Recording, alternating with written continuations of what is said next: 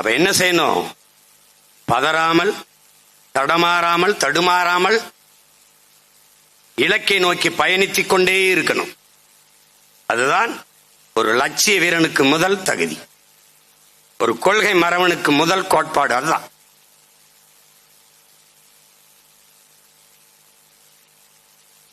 தமிழ்நாட்டு கொடியை ஏத்துறோம், உடனே பிரிவினை, உடனே பாசிசம்லாம் சொல்லுவான். அவனுக்கு என்ன பேசுறதுன்னு தெரியாதனால பேசுவான். கோட்டையிலே ஒரு நாள் இந்த கொடியை ஏத்த போற, நீ பார்க்கதான் போற.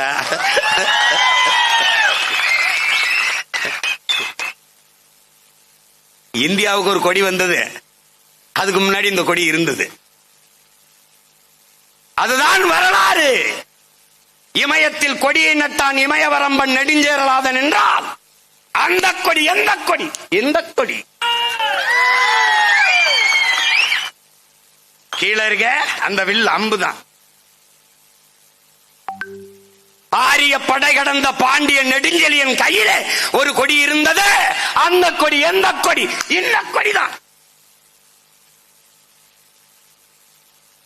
உலகின் பல்வேறு நிலப்பரப்புகளை வென்று, கடல் பல கடந்து, படை பல நடத்தி, பல்வேறு நிலப்பரப்புகளை வென்று உலகில் 3வது பெரிய வல்லரசை நிறுவினான் என் பாட்டன் அருண்மொழி சோழன்.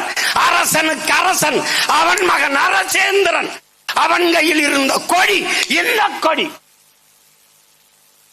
3 கொடியும் சேர்ந்து அவன் பேரன் பிரபாகரன் மகன் சீமான் கையிலே தமிழ் தேசிய கொடி, தமிழர் நாட்டுக்கொடி, தமிழர் பண்பாட்டு கொடி, அவன் பரம்பரை கொடி.